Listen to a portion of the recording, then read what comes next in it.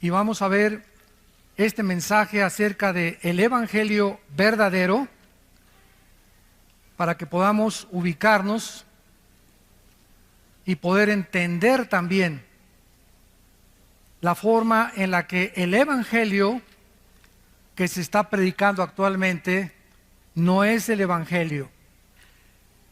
Y muchos de ustedes escuchan predicadores, falsos maestros, falsos apóstoles a través de diferentes medios de difusión y ya no saben distinguir.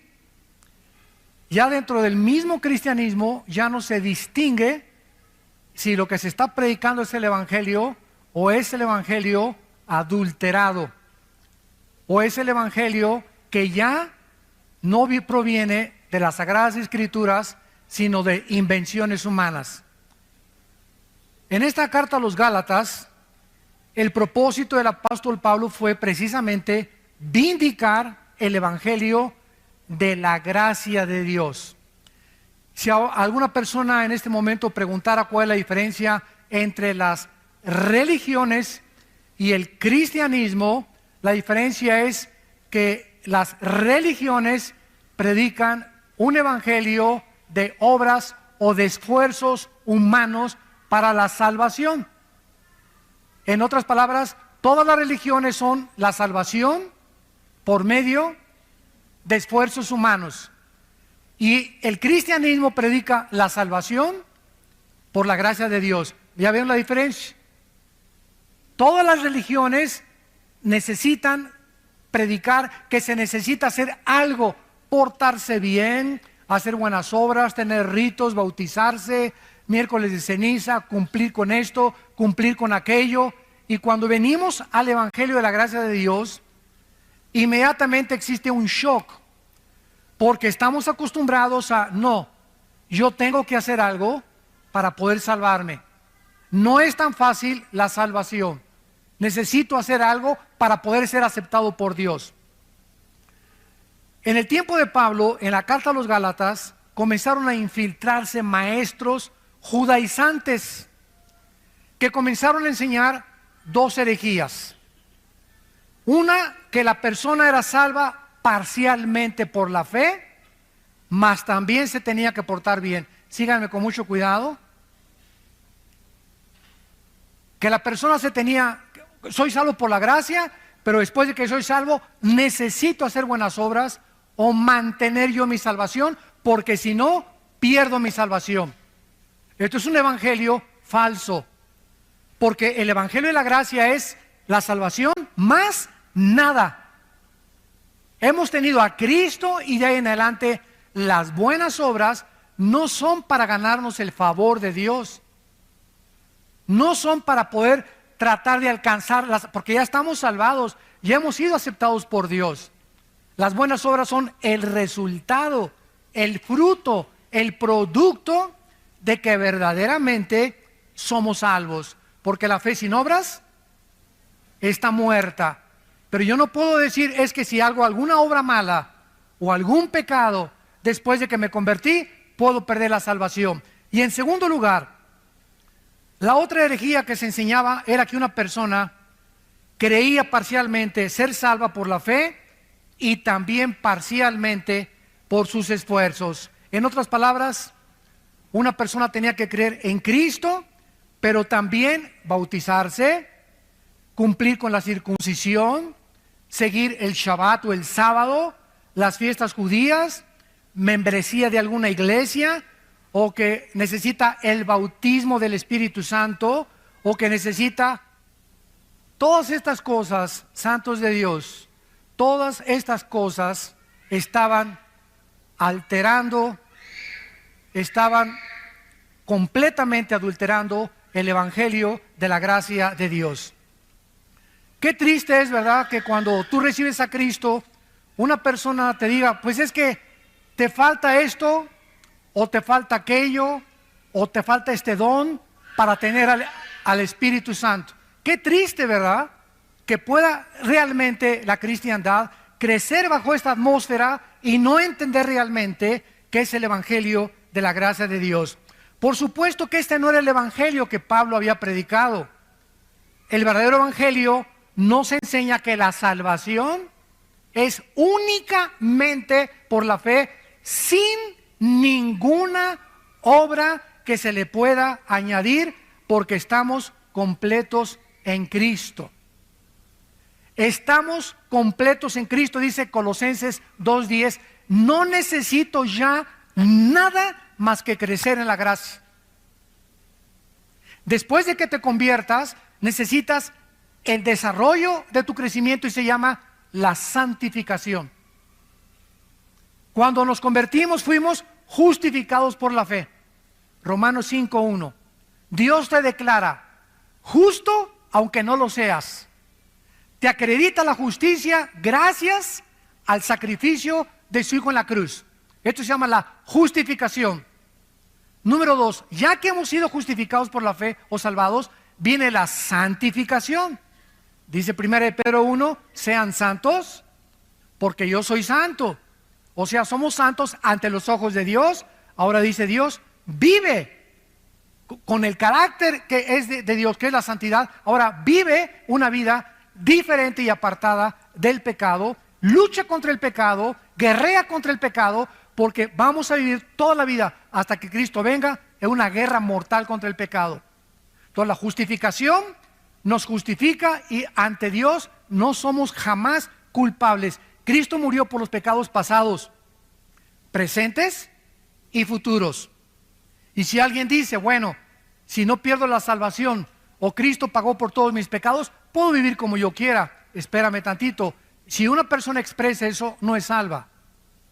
Porque una persona que recibe a Cristo ha conocido la gracia, la misericordia de Dios, que nos constriñe y nos mueve a comenzar a seguir a Cristo y a tratar de vivir una vida diferente con el poder del Espíritu Santo.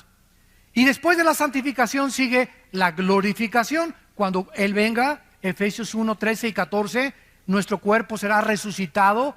1 Juan, seremos como Él es cuando Él venga. Ya no habrá enfermedades, ya no habrá nada. Porque entonces seremos como Cristo es, con un cuerpo glorificado como Cristo es. No dioses, pero tendremos el cuerpo que Cristo tuvo cuando Él resucitó. Dice Efesios 1:3 que toda bendición espiritual nos ha sido dada, está en pasado. Hemos sido bendecidos con toda bendición espiritual en los lugares celestiales en Cristo. En otras palabras, cuando alguien te dice Dios te bendice, es porque ya te bendijo, porque ya las tenemos. No, Dios me va a bendecir la semana pasada con una casa. Dios me va a bendecir. Todas estas bendiciones ya las tenemos en el cielo, hay que bajarlas. Dios nos dice a los papás, yo te bendigo y tu generación será bendita. Yo sé que mis hijos serán benditos. Y puedes tener un hijo que no camina con el Señor, o una hija que no camina con el Señor ahorita, pero la Biblia dice que Dios ya bendijo a tus hijos porque tu generación será bendita. ¿Qué tienes que hacer? Seguir orando por ellos hasta que veas la promesa cumplida.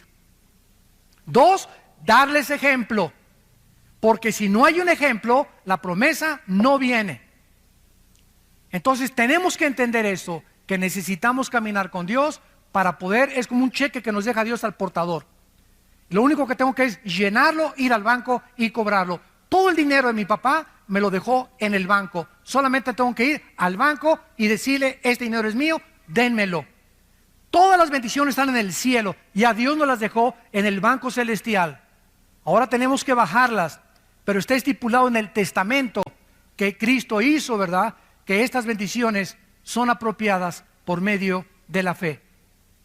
No se puede merecer la salvación, no se puede ganar la salvación. Somos salvados por la gracia y por el sacrificio de Jesucristo. Pablo visita en su primer viaje misionero a la iglesia de Galacia, Hechos capítulo 18, 22 y 23, y le fue prohibido por el Espíritu Santo predicar en Galacia. Era una región que se encuentra actualmente en el Asia Menor. Y esta carta a los Gálatas se considera teológicamente como la carta magna de la iglesia, porque Dios ha usado este mensaje para sacudir al mundo en varios o tal vez en casi todos los avivamientos del pasado. El gran despertamiento espiritual de la Reforma, cuando Martín Lutero leyó la carta a los Gálatas, incendió su corazón y entendió que la salvación es únicamente por la gracia de Dios. Cuando Juan Wesley, que creía que se perdía la salvación, leyó la carta a los Gálatas, pudo tener paz en su vida cuando escuchó un sermón basado en esta carta a los Gálatas. Vamos pues a comenzar a ver esta maravillosa carta y analizarla y darnos cuenta de qué forma el evangelio equivocado estaba infiltrando esta iglesia. Dice el versículo 6 al versículo 9.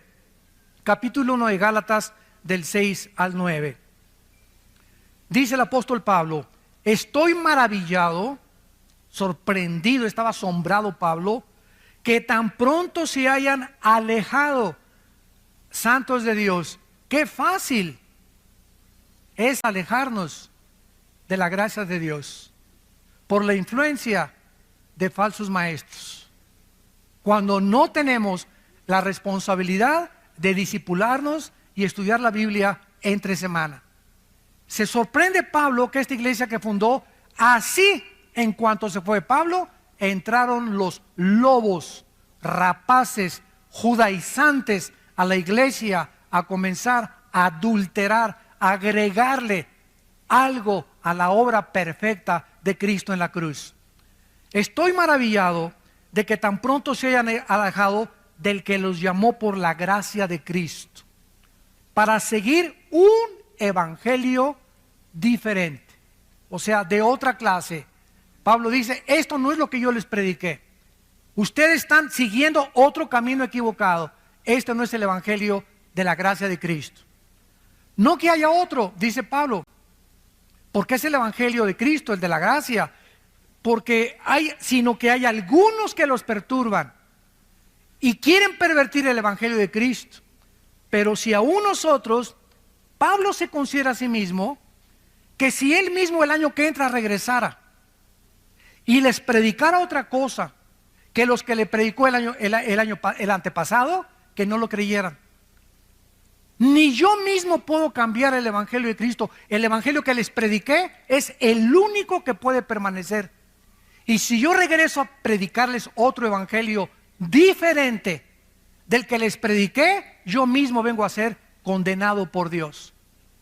O si un ángel, dice Pablo, y llega un ángel en la noche y te sacude los pies y te dice: pues este es el evangelio, dice Dios esto y el otro, y lo que te anuncia el ángel o el marciano o el extraterrestre o la aparición o el misticismo o lo que haya sido, cualquier cosa sobrenatural que contradiga el evangelio de la gracia de Cristo, es un perverso, es un falso profeta, es un falso maestro, es un falso apóstol. Así nacen las sectas. Los mormones, por ejemplo. ¿Qué es el mormonismo? Un hombre llamado en el siglo XIX, a fines del siglo XIX, José Smith. Se le apareció un ángel y dijo que se llamaba Moroni. El ángel le dijo: vete a un monte y vas a encontrar unas tablas escritas en egipcio cuneiforme. Traduce esas tablas y de ahí salió el libro famoso del Mormón. Pero el ángel también le dijo: ¿sabes qué, Pepino? Tu esposa no es la única, puedes tener 7, 8, 9 más. Bueno, imagínense ustedes, ¿verdad? Si yo llego mañana a la casa de ustedes y le digo a mi esposa: ¿qué crees? Se me apareció un ángel. Ah, sí, mi amor, ¿y qué te dijo? Que tú no eres la única. Ya no vuelvo a dormir en mi casa. Me dice mi esposa: qué bonito, ahora agarras tus maletas y ahí nos vemos.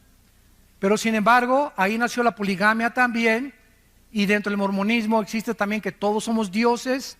No creen que Jesucristo es Dios, porque nació bajo una falsa aparición a un hombre. Hay otra secta, los Testigos de Jehová, fundada por un señor Russell. Otra que se llama, ¿verdad?, Elena de White, que fundó la iglesia sabática. Todas estas sectas han nacido de personas que han sido, escúchenme con mucho cuidado, han dicho que han sido iluminadas, que han tenido visiones, que han tenido esto, que han tenido aquello, pero lo que han visto y lo que han recibido no va de acuerdo a las Escrituras. Y el única brújula, la única filtro, el único parámetro que podemos tener es la Biblia para juzgar quién está bien y quién está mal. Ahora, por ejemplo, hay una enfermedad dentro del cuerpo de Cristo que se llama la apostolitis. Hay apóstoles ya por todos lados. ¿Cómo comenzó el apostolitis en el año 2001? Virgen del Socorro. Durante 2000 años de la iglesia, ni los padres de la iglesia, los mismos apóstoles en las cartas apostólicas, Gálatas, Efesios, Filipenses, Corintios, Romanos, en todas las cartas, nunca fue la intención de ellos de nombrar más apóstoles. Nombraron pastores, nombraron ancianos, nombraron diáconos, nombraron obispos. Cuando murieron los apóstoles, siguieron los padres de la iglesia, Orígenes, Policarpo. Ninguno de ellos se consideró y consideraban el apostolado, si alguno se considera, lo considera una blasfemia. Pasaron 2000 años. Martín Lutero, Juan Calvino, Billy Graham, los predicadores del siglo XX, Billy Sunday, Hudson Taylor en la China, David Carey en la India, todos los misioneros, todos los grandes hombres de Dios nunca se han llamado apóstoles. Pero en el 2001, una persona en California, un pastor, dijo que se acercó una profetisa, Virgen de la Macarena, y le puso las manos y le dijo: tú eres el ungido para formar una coalición internacional de apóstoles. Se fundó un club de apóstoles con $250 de cuota al mes. Y del 2001 para acá, quién sabe, ya todos son apóstoles ahorita. Y todos son autonombrados. Y consideran los que son apóstoles que tienen más autoridad que los pastores. Hay iglesias donde dicen: si en esta iglesia no hay apóstol, no es una iglesia de Cristo. Ni en el libro del Mormón, por el amor, socorro, existe eso. Ni siquiera en las sectas, las únicas sectas que se han atribuido el apostolado ha sido Roma y una secta que se llama La Luz del Mundo en Guadalajara. Son los únicos que han clamado la sucesión apostólica de Pedro. En el cristianismo jamás se vio eso. Los únicos apóstoles fueron los de Jesucristo. Ahora, hay una cosa que se llama apóstol y otra cosa que se llama apostolado, que son dos palabras diferentes. Apóstol significa enviado a una comisión especial. Apostolado es alguien que lleva una comisión de parte de una iglesia, pero no el título del apóstol. Entonces, un misionero del siglo XXI que va a la India o que va a China, o que los misioneros que tenemos nosotros sosteniendo por todos lados, están llevando un apostolado, una misión, pero ellos en sí mismos no se autonombran apóstoles, porque ese título le corresponde solo a los que están en Apocalipsis del capítulo 20, 21 y 22, y les corresponde a los apóstoles de Jesucristo, y sus nombres están en la Nueva Jerusalén. El otro día me encontré un apóstol y estaba así mirándome con los brazos así, y le presento el hermano al apóstol fulano de tal, y así me veía. ¿Y usted qué es? Le dije: yo soy un pobre siervo inútil, le dije. Es lo que soy, un siervo inútil. Usted no es apóstol. No, no soy apóstol. Soy un siervo de Dios, nada más. Inútiles. Y por su gracia somos salvos. Y le dije: ¿cómo se llama usted? Y me dice: Juan Camaney. Por decir algo. Por decir algo. Y le dije: oiga, espéreme tantito. Y me fui a Apocalipsis, a la Nueva Jerusalén. Le dije: oiga, ¿no está aquí su nombre? Aquí están los nombres de los apóstoles en los cimientos de la iglesia, y aquí no está usted.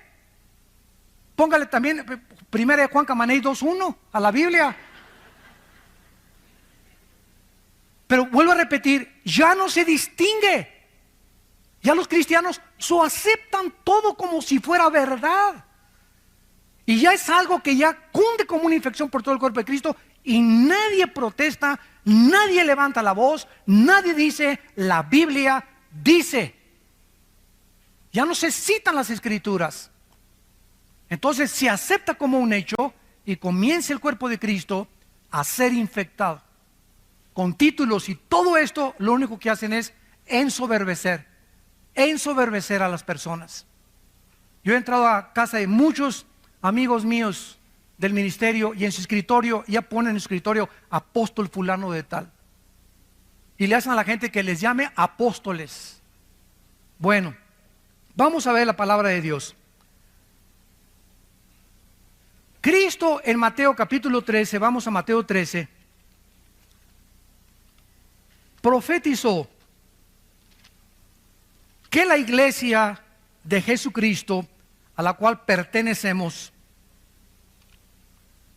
los que han sido nacidos de nuevo, los que han sido sellados, convertidos y bautizados con el Espíritu Santo en el momento de la conversión, por el amor de Dios.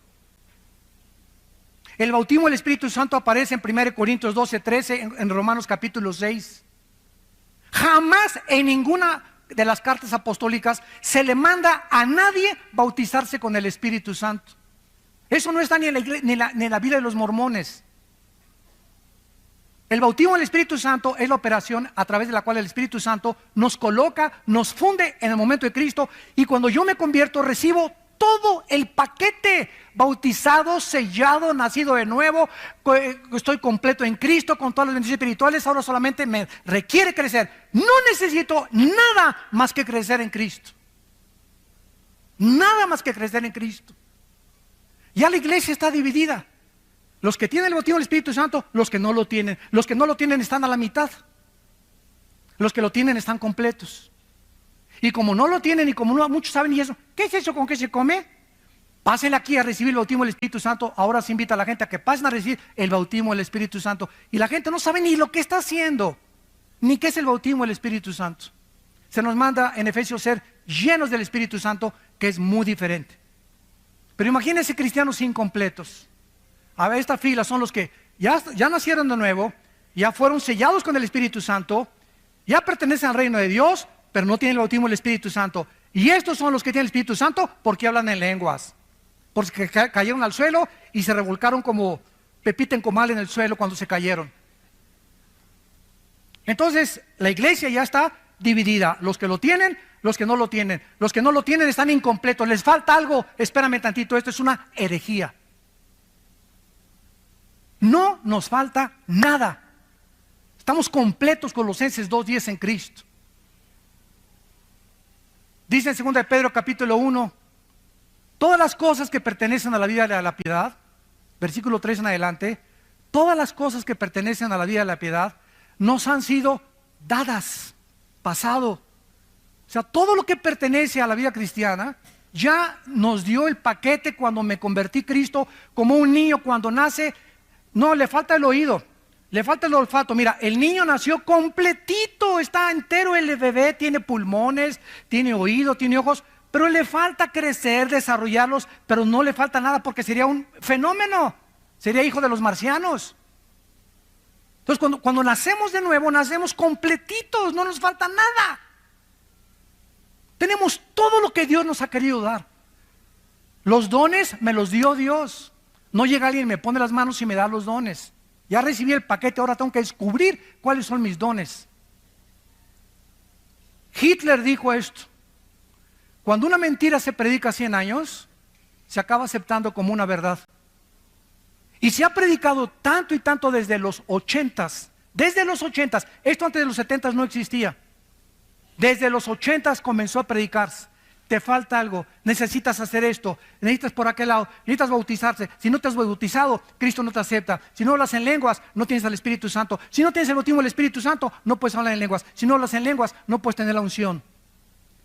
Te falta algo, te falta algo, te falta algo. No nos falta nada en Cristo, porque su obra fue perfecta en la cruz. Y cuando Él muere nos dio todo absolutamente.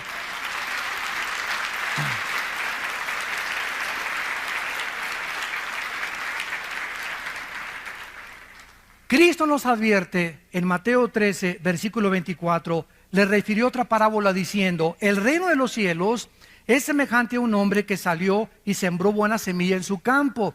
Pero mientras dormían los hombres, vino su enemigo y sembró cizaña entre el trigo y se fue. Cuando salió la hierba y dio fruto, entonces apareció también la cizaña. Vinieron entonces los siervos del padre de familia y le dijeron: Señor, ¿no sembraste buena semilla en tu campo? ¿De dónde pues tienes cizaña? Él les dijo: un enemigo ha hecho esto. Escuchen, un enemigo ha hecho esto. Y los siervos le dijeron: ¿quieres pues que vayamos y la arranquemos? Él les dijo: no, no sea que arrancar la cizaña, arranquen también con ella el trigo. Dejen crecer juntamente lo uno y lo otro hasta cuando, hasta la siega, hasta que Él regrese. Y al tiempo de la siega, yo diré a los segadores, o sea, en este caso serán los ángeles: recojan primero la cizaña, átenla en manojos para quemarla, pero recojan el trigo en mi granero.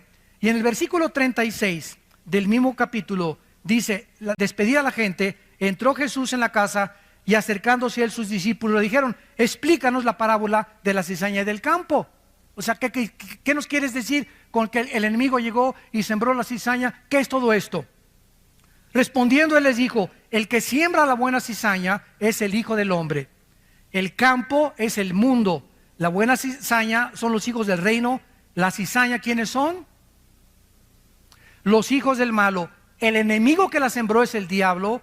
La siega es el fin del siglo y los segadores son los ángeles. Cristo nos advierte que cuando su iglesia fuera inaugurada, desde hace 2000 años hasta que Él regrese, todas las iglesias, toda esta vida nueva para el mundo, nazarenos, presbiterianos, bautistas, amistad cristiana, llámale como tú lo quieras, cualquier iglesia evangélica cristiana bíblica tiene dos tipos de membresía, o de colaboradores o de asistentes. Unos son nacidos de nuevo, y en todas las iglesias hay hijos de Satanás. Todas las iglesias, sin ninguna excepción, tenemos sembrada semilla del maligno. O sea, no el que está a tu derecha ni a tu izquierda y lo ves, aleluya, gloria a Dios, etcétera, etcétera. Realmente a lo mejor no es lo que él es. Y por eso hay tantos cristianos decepcionados. Ay, ¿se acuerda usted del hermano Pancho Camaney? Sí, me acuerdo. Pues iba a la iglesia y todo, y anda ahí de borracho. Pues no, que el cristianismo, ¿sabes una cosa? No, salieron de nosotros, pero no eran de nosotros, porque si hubieran sido de nosotros, hubieran permanecido con nosotros. Salieron para que se manifestara que no todos son de nosotros. Primero de Juan capítulo 2. Segunda de Pedro capítulo 2. Les ha pasado lo que al perro y lo que al puerco. El perro, cuando vomita, se come el vómito. Y al puerco sacas a Piggy y lo metes con champú y lo lavas y comienza y le echas Chanel. ¿Y qué hace el puerco? Chun, chun, chun, chun, se regresa al lodo. ¿Por qué el perro se come su vómito? ¿Por qué? Pues porque es perro. Por el amor de Dios, no es gato, ni tigre, ni jirafa. Es su naturaleza. ¿Por qué el puerquito, aunque lo laves y le eches Chanel, le gusta el lodo? Porque es la naturaleza de los puerquitos. ¿Qué está diciendo el apóstol Pedro? Que esas personas que regresan ahí, su naturaleza nunca fue cambiada. Por eso regresaron al lodo. Nunca fueron, no perdieron la salvación, nunca estuvieron con nosotros como Judas. Judas desayunó, comió, cenó, viajó con Cristo, y Judas nunca fue salvo. Lo dice Juan 13, Juan 17. Que era hijo del maligno, era el hijo de perdición, el hijo de pecado. Nunca Judas tuvo la salvación, jamás la perdió porque nunca lo tuvo. Cristo oró claramente por sus discípulos, jamás oró por Judas, porque sabía que era hijo del maligno, era la cizaña. Y si Cristo tuvo una cizaña en el grupo que lo siguió, imagínense las demás iglesias. Entonces, no te decepciones por aquellos cristianos que hacen faltas, que caen al suelo. Ahora bien, es muy importante esto. Esto no significa que un cristiano nunca va a caer, pero sí significa que si cayó, de las orejas lo regresa Cristo al rebaño. Porque Dios dice, Romanos 12, Hebreos 12, al que ama, pao, pao, pao.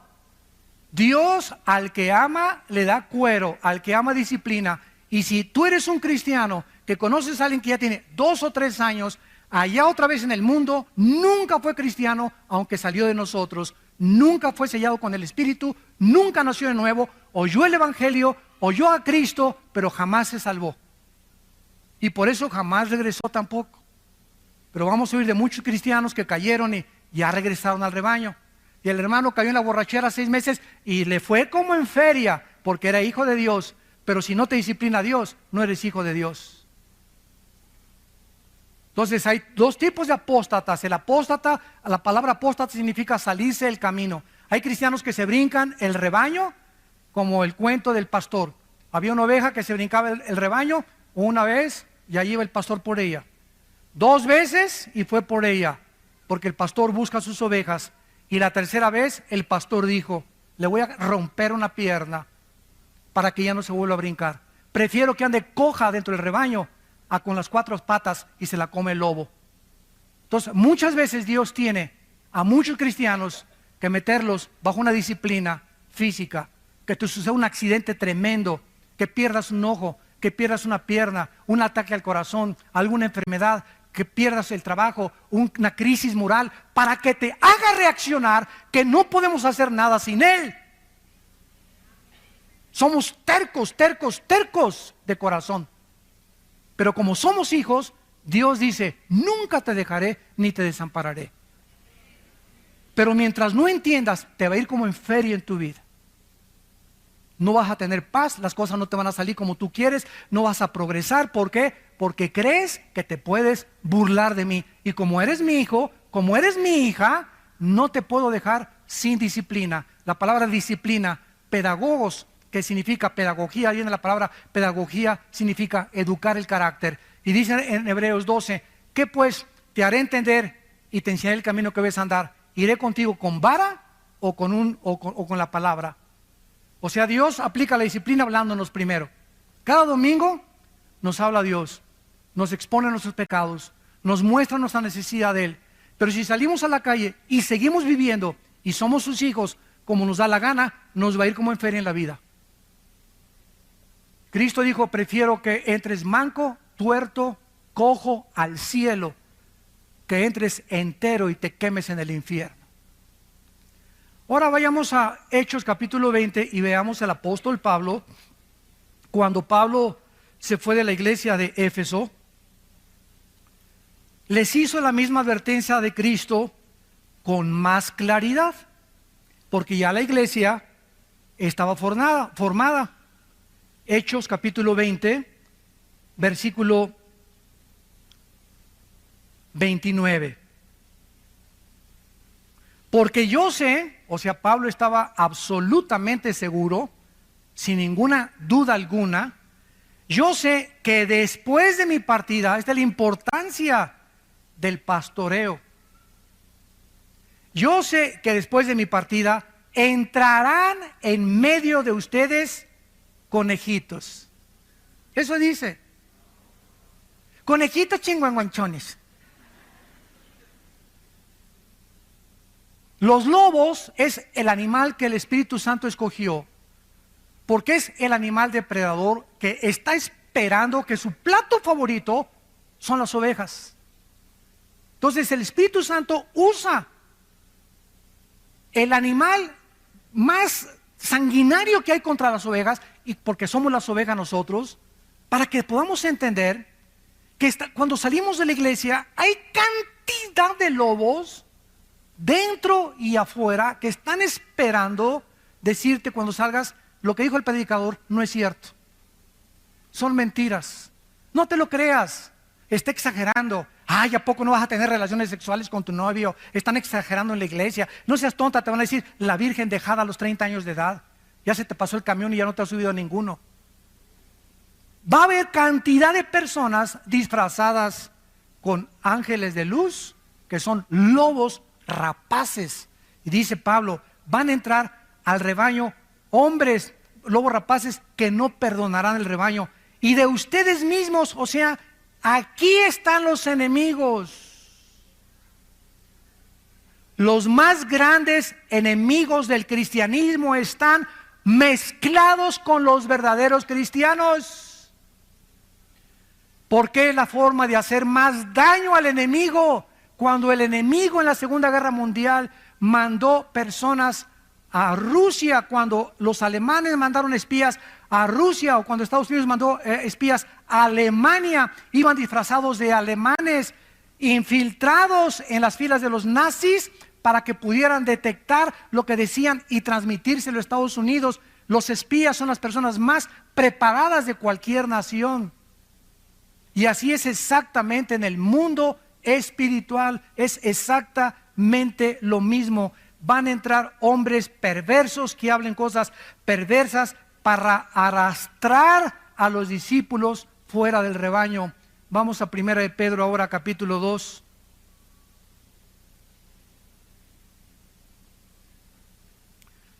Perdón, 2 de Pedro 2. 2 de Pedro capítulo 2.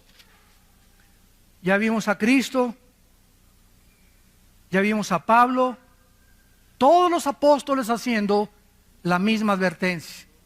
Cuídense del falso evangelio. 2 de Pedro 2. Pero hubo también falsos profetas, como habrá entre ustedes falsos maestros. Se nos está advirtiendo, no se desilusionen, no se decepcionen. Ay, todos son una bola de hipócritas. Ay, este y el otro. Y no he visto un cristiano así porque tienes tus ojos en los hombres. Los hombres te fallaron y te van a seguir fallando. No hay ningún Dios entre los hombres más que Cristo. Puesto los ojos, dice Hebreos 12, en Cristo. Si los quitas de Cristo y los pones en los hombres, te vas a desilusionar y te vas a decepcionar.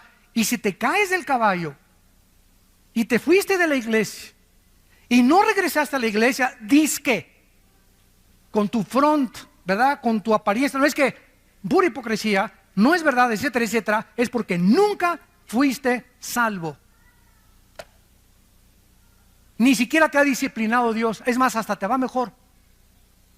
Hay gente que se sale de la iglesia y hasta le va mejor. Y ya que quieren lo que quieren, y ya que quieren ese dinero, y ya que quieren el homosexualismo, y ya que quieren tantas mujeres, y ya que quieren el sexo, y se salen y la parranda y la borrachera y las drogas, ya que alcanzan eso, entonces Dios viene y mete el hacha a sus vidas. Para darte cuenta qué locura fue haber abandonado a Dios.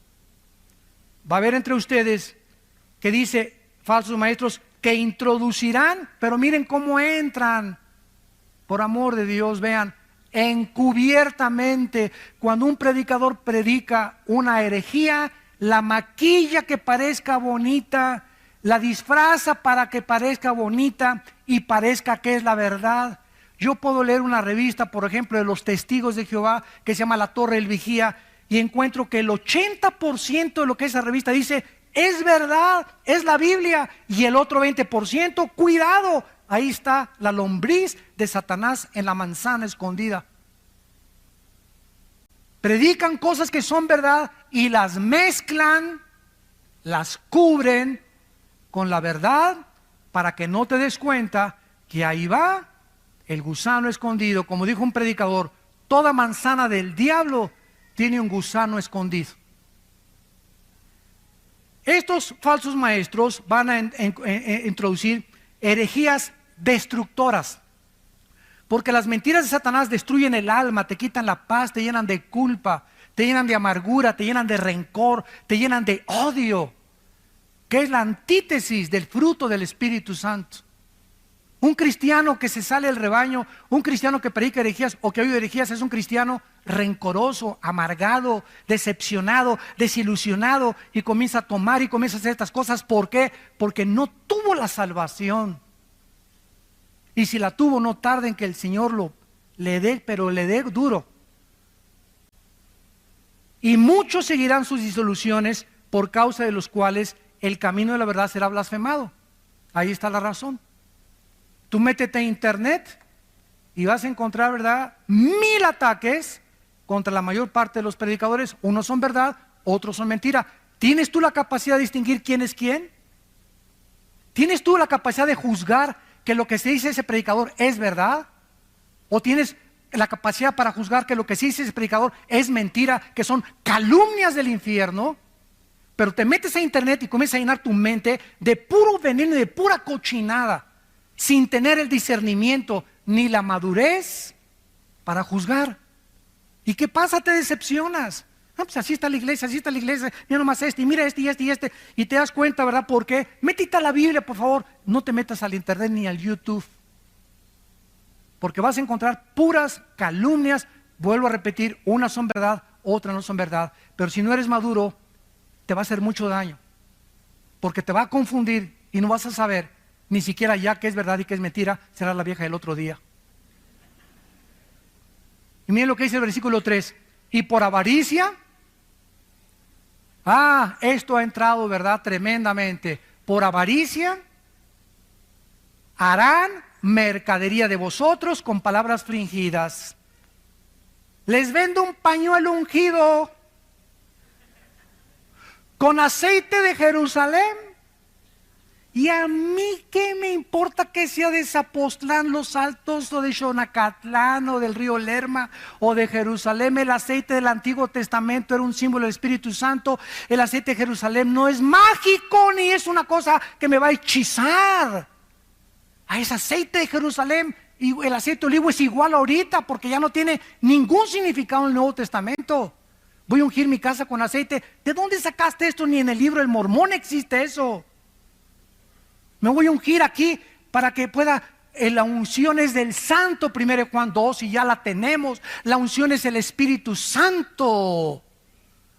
Ya no hay aceite que nos unja. El aceite fue usado en el Antiguo Testamento por los sacerdotes para ungir a los sacerdotes, para ungir el mobiliario del tabernáculo, y dejó ya de tener ese simbolismo. Ya en el Nuevo Testamento tiene otro. La única vez que se usa es Santiago, donde dice que los líderes de la iglesia unjan con aceite a los enfermos. Los líderes, los pastores de una iglesia, nada más.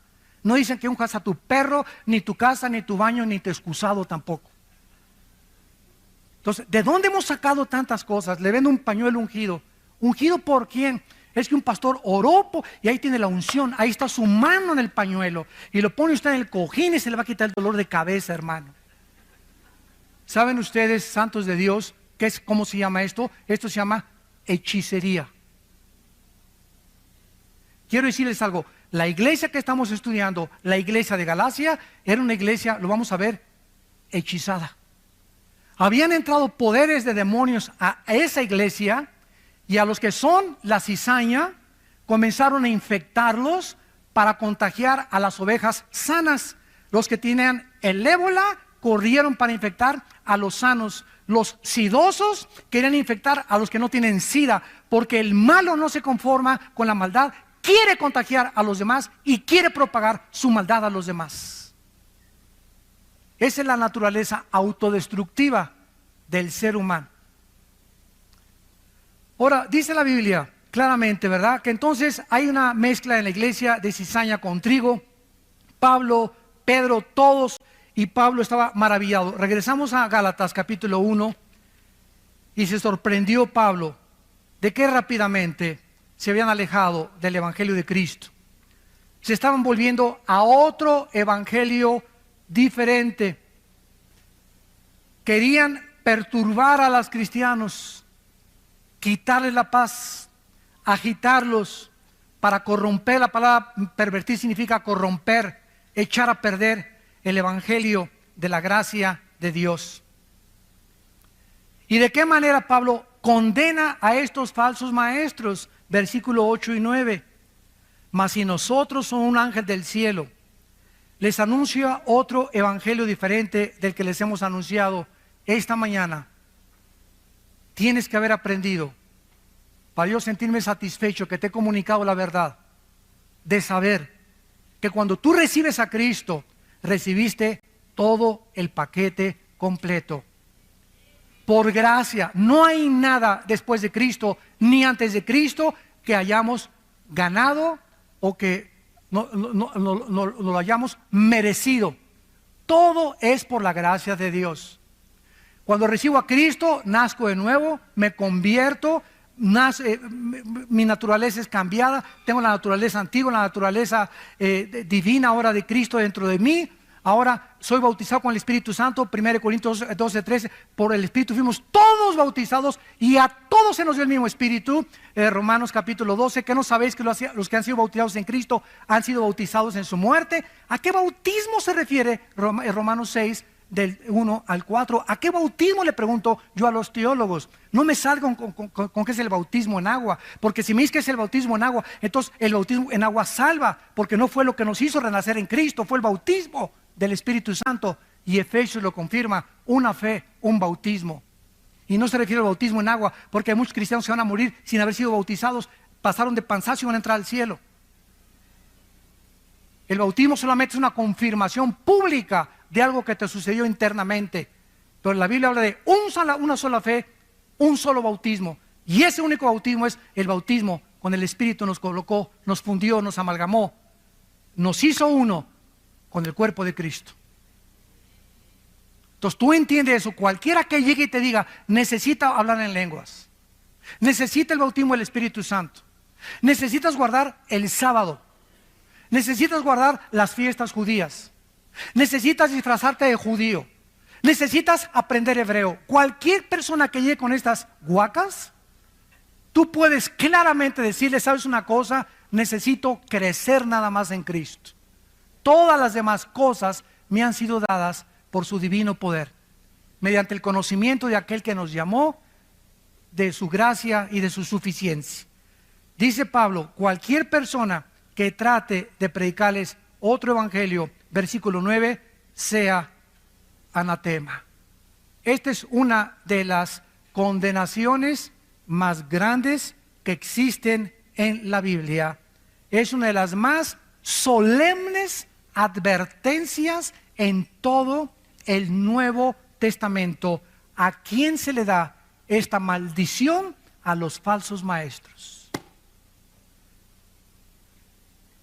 ¿Por qué? Porque están engañando a millones de personas, conduciendo a miles de personas al infierno, sacándolas del camino verdadero de Cristo.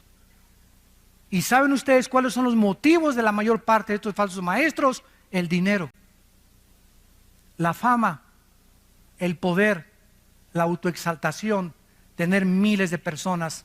Y ahora creemos que la persona tiene una iglesia de 20,000 personas, o se juntan 40,000 personas con una persona, es una iglesia con éxito. Ahora medimos el éxito por la cantidad de personas y no por la calidad del carácter de las ovejas de esa iglesia,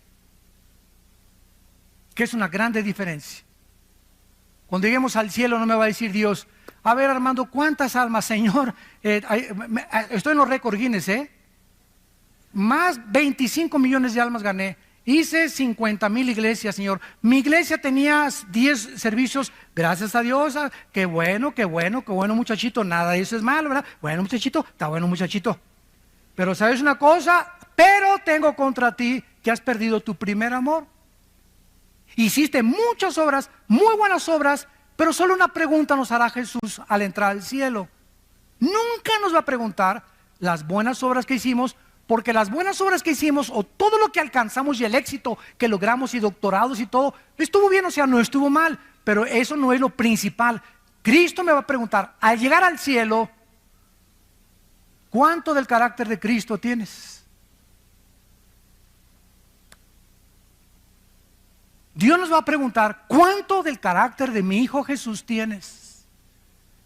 ¿Fuiste manso y humilde de corazón? ¿A quién amaste? Ni a tu perro amaste. ¿Amaste a alguna mujer en tu vida sacrificialmente? ¿Amaste a algún hombre sacrificialmente? ¿Amaste a tus padres sacrificialmente? Hayan sido lo que hayan sido tus padres, el jefe del cartel de no sé dónde, tu mamá la prostituta de Sinaloa, lo como les llames, no importa lo que tus padres han sido, nunca juzgues a tus padres, hónralos, ámalos y ora por ellos y respétalos para que te vaya bien en la vida. Si tuviéramos lenguas, si tuviéramos dones, 1 Corintios 13, si tuviéramos todo el conocimiento, ¿se acuerdan? Si tuviéramos toda la teología y no tenemos amor, ¿qué cosa? ¿Qué es lo que va a valer cuando lleguemos al mundo? ¿Cuánto del amor de Cristo manifestamos a la humanidad? ¿A cuántos bendeciste? ¿A cuántos abrazaste? ¿A cuántos niños en el orfanatorio fuiste a ver? ¿A cuántas en el asilo para ancianos? ¿A cuántos presos en la cárcel fuiste con ellos? ¿A cuántos de tus hijos les diste buen ejemplo? Aunque tu esposa no te ha llamado, tú la amaste. Aunque tu esposa no te ha llamado, tú lo amaste. Ese es el amor de Cristo que nos manda la Biblia a tener. Ese es un cristiano. El que ama sin pedir nada a cambio. El que no juzga, el que no condena. Si quieres ver días buenos, guarda tu lengua de hablar el mal y de juzgar a nadie, para que te vaya bien en la vida. Dice en 1 Timoteo 6, para que terminemos, 1 Timoteo 6, el apóstol Pablo, antes de morir, se despide de las iglesias y su más siervo discípulo Timoteo recibe estas palabras. 1 Timoteo 6, del 3 al 5. Si alguno enseña otra cosa, vean ustedes el celo de los apóstoles por la sana doctrina. ¿Y saben lo que se predica ahora? No hablemos de doctrinas porque nos vamos a dividir, cuando es el núcleo del Nuevo Testamento. Yo así me encuentro. No hablemos de doctrinas. Es como no hablemos de religión ni de política, porque no nos vamos a poner de acuerdo. Qué triste, ¿verdad? No hablemos de doctrinas, porque las doctrinas nos dicen, oye, espérame tantito. Mira, podemos ser hermanos si tú hablas en lenguas y yo no hablo en lenguas, pero no me forces que necesito hablar en lenguas para poner el motivo del Espíritu Santo. Tú puedes creer que se pierde la salvación, yo no creo que se pierda la salvación, ¿verdad? Pero tenemos el amor principalmente entre nosotros, y estas pequeñas diferencias que no son esenciales para la salvación, como la salvación por la gracia. Pero si tú me dices que si no hablas en lengua no tienes el Espíritu Santo, te condeno y te tacho de hereje. Porque me estás diciendo que soy un cristiano incompleto, o sea, estás adulterando, estás agregando, estás quitándole a la Biblia, porque la Biblia dice en Colosenses 2:10 que estoy completo en Cristo. No me digas que me falta nada, estoy completo en Jesucristo. Y no tiene que haber ninguna manifestación, ni comenzarme a hacerme así, para saber que tengo el Espíritu Santo, o que alguien pase y me tumbe al suelo y me descalabre. Para demostrar que el Espíritu me ha tocado. Imagínense nada más las barbaridades. Yo les digo con todo mi corazón que si en 15 años Cristo no viene, vamos a tener un papa ya también nosotros. Ya de apóstoles van a brincar a querubines. Si alguno enseña otra cosa y no se conforma a las sanas palabras de nuestro Señor Jesucristo que están aquí en la Biblia y a la doctrina que es conforme a la piedad, está envanecido, nada sabe, delira acerca de cuestiones, contiendas de palabras, y de las cuales nacen envidias, pleitos, blasfemias, malas sospechas, disputas necias de hombres, corruptos de entendimiento, privados de la verdad, que toman la piedad como fuente de ganancia. Apártate de los tales. Padre, te damos gracias por tu palabra en esta tarde.